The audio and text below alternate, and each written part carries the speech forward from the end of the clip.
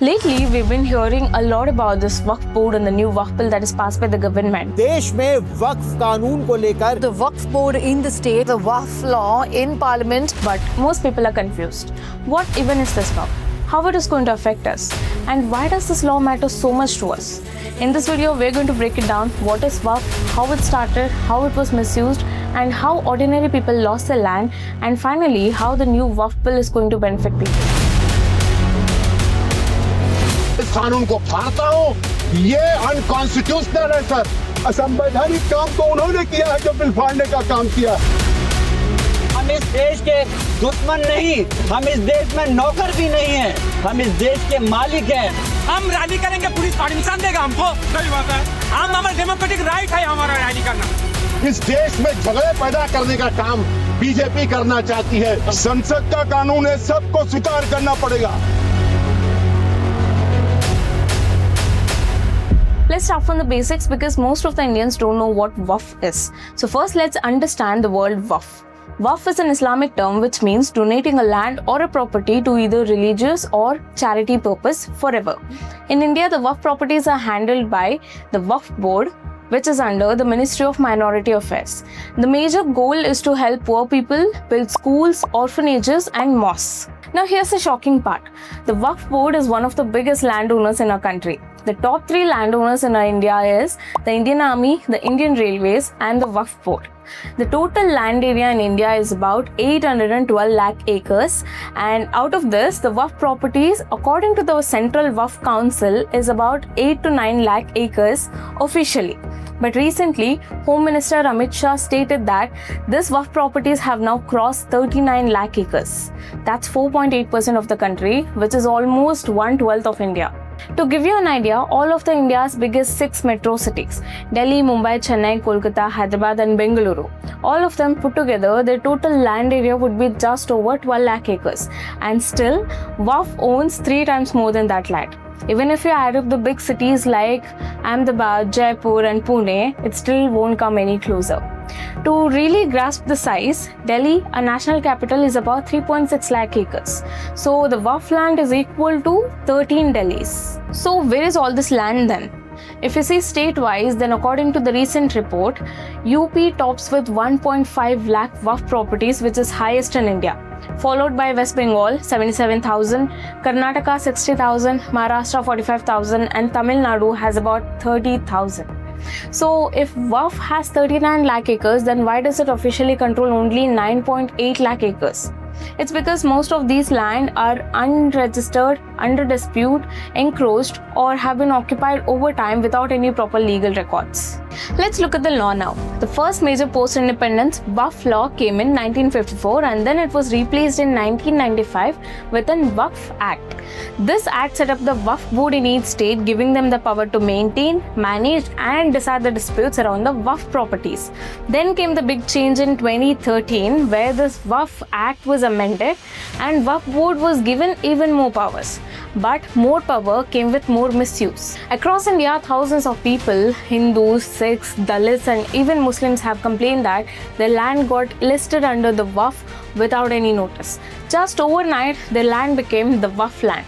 Most didn't even know what Waqf was and suddenly they were told that this is not your property anymore. And even after acquiring so much land, did the poor Muslim benefit from this? Did they get the schooling, housing or even the hospitals? The answer is no. Most of the money from the Waqf were not even reaching to the people that it was supposed to help. But here's what more dangerous. They had the immense power to declare any land as the Waqf land. Even if you and your family had legally owned it, even if you had paid tax on it for decades, and even if it was never registered under them. But how did the Waqf get this much power? How could they just take any land even from the legal owners? Let me explain the law behind this. The Waqf Act of 1995 had 2 major sections which created a lot of problems. First problem is the Section 40. This section gave the Waqf Board a lot of power where they could declare any land as a Waqf land, even if there is no land registered under them, even if the land belonged to someone else, even if there is no solid proof to it. Imagine this, you have lived with your family for 60 years on a piece of land. You have paid all the taxes, all the water bill, electricity bill, everything. And then one day Waqf sends you a notice saying that this land now belongs to the Waqf. Even if you show them the legal documents, it still is owned by the Waqf. And that's how the Section 40 worked. They didn't have to go to the court first. They could just declare it by themselves that this land now belongs to the Waqf. In Tamil Nadu's Tiruchinapalli, a whole village was suddenly claimed as the Waqf property, despite the fact that most of the population in this village belongs to the Hindu community.